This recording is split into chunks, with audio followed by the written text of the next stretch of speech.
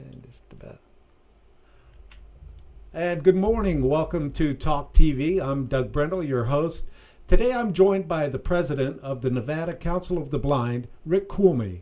Rick is here to enlighten us on what it's like to be visually impaired, what's been done in society to help the visually impaired, and maybe where we need to go from here to help them out.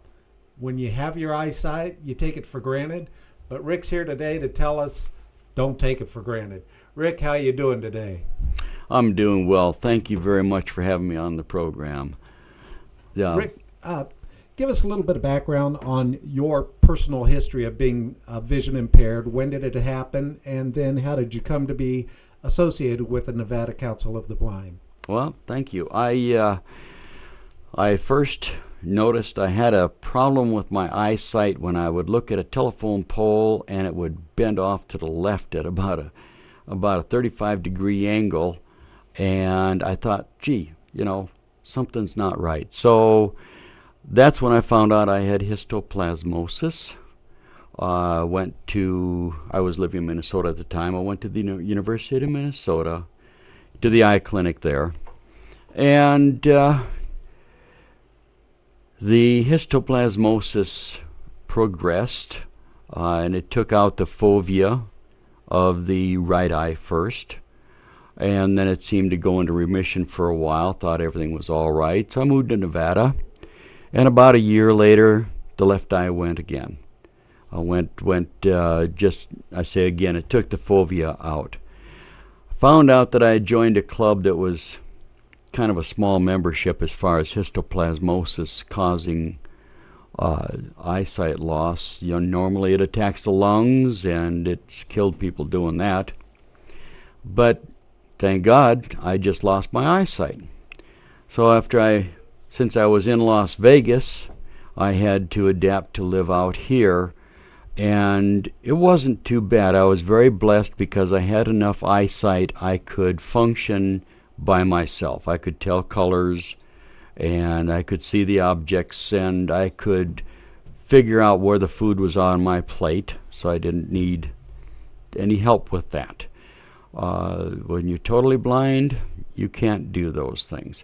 Anyway, as time went on, because I had the income from the insurance for disability insurance I had paid for when I worked, I was able to go back to college and start trying to retrain myself, and along the way I became involved in helping other people because they didn't have as much eyesight as I did. They would get lost in doing things, and I seemed to have the kind of a way of thinking to where I could work through problems and not get upset and all that. I got involved with the legislature in 1975, working with veterans, and that just kept on. My relationship with the legislators kept on because they could do so much, and they tried very hard to do a lot for the disabled, including the blind in those years. As time went on, I became more and more committed to the blind community because they needed spokesmen so bad. In 1977, when I was lobbying in Carson City, a gentleman walked up and asked if I wanted a blind organization. I said, sure.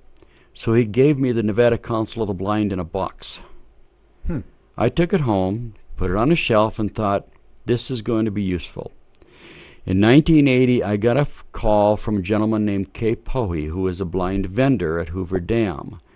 The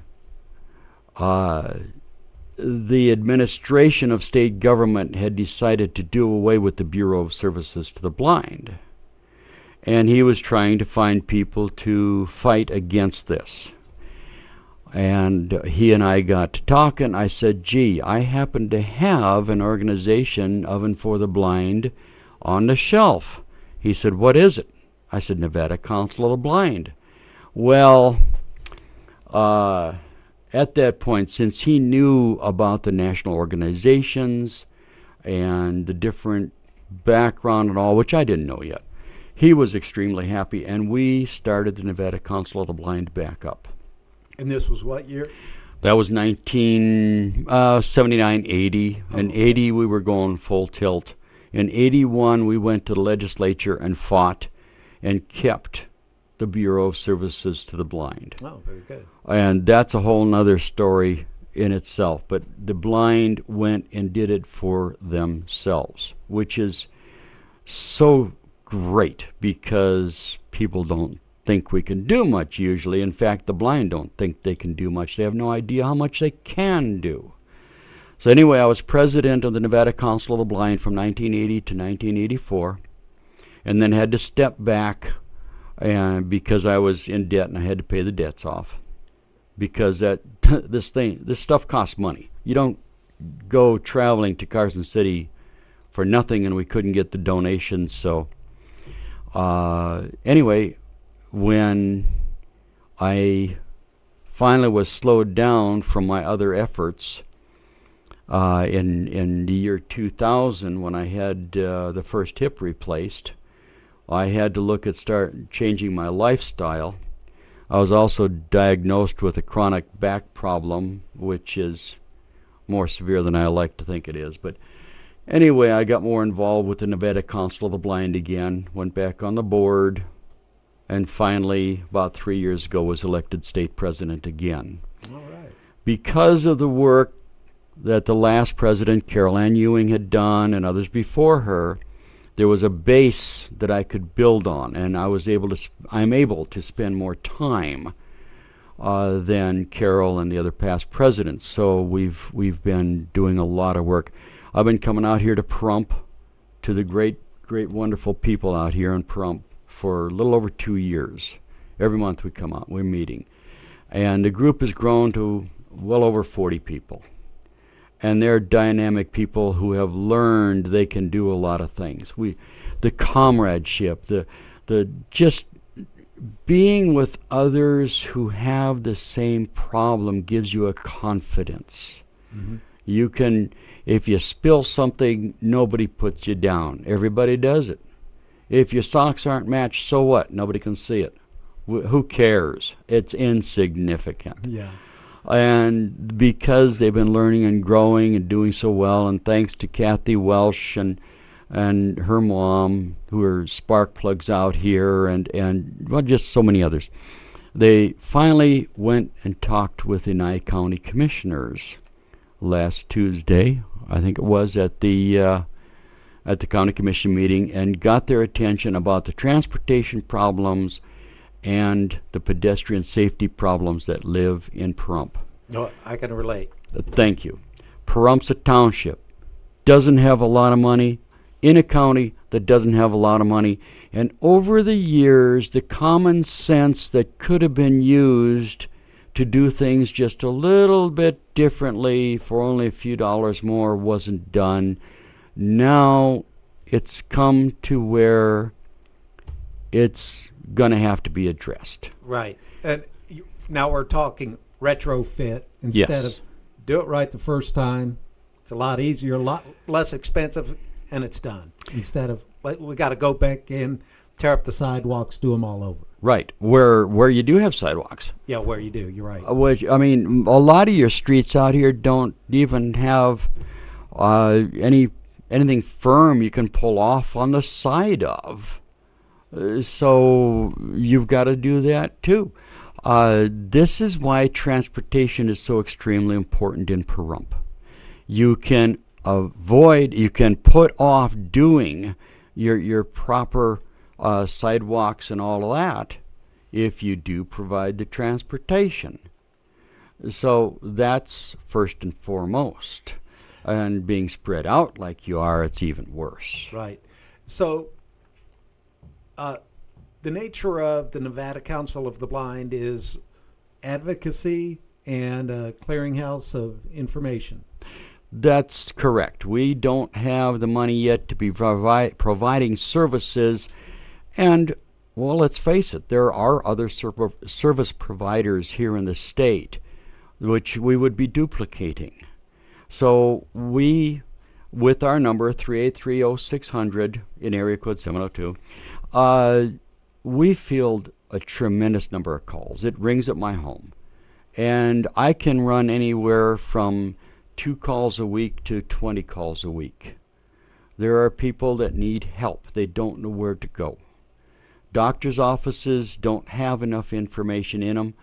We're getting our brochures out, which helps because the doctor can then hand them one of our brochures, and they come to us, okay, where do we go? We advocate also.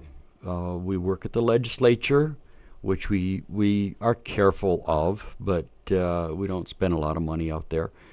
But we've got some good friends in the legislature, and we love them, trying to help us. But we also have some people around that don't help too much, and then we try to educate them. We're statewide. There's about 50,000 blind and visually impaired in the state of Nevada. The Nevada Council of the Blind worked with Cornell University to find those figures, and they're about as accurate as we can get. Of those, we're lucky to get, if we had 1,000 of those people join the blind organizations in the state of Nevada, we would be dancing, because the blind don't come out. They're fearful. Mm-hmm.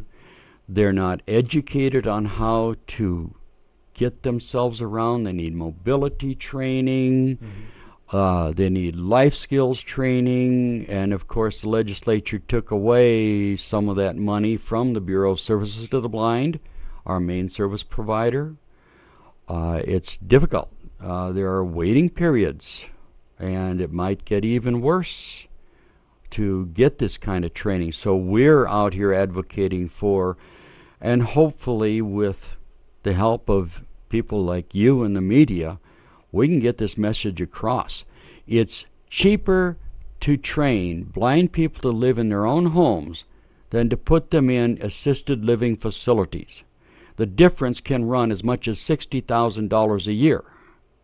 Wow. So, as a taxpayer, please help us to tell our legislators, get us more services for the blind so we can stay in our own homes. Yeah.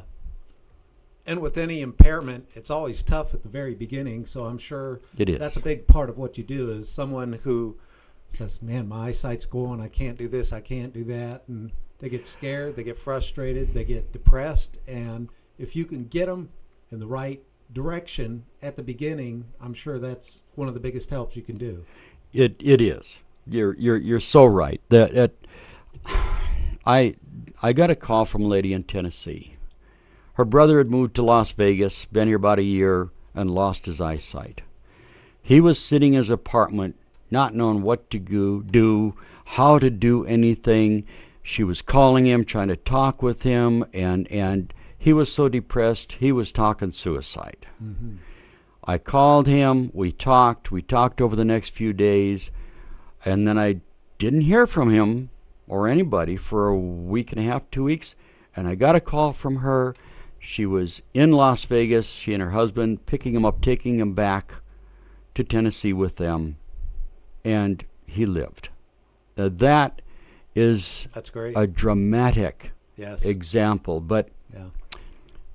It's all the way down to, gee golly whiz, we've just found out that my child has vision problems and he's going to lose his vision.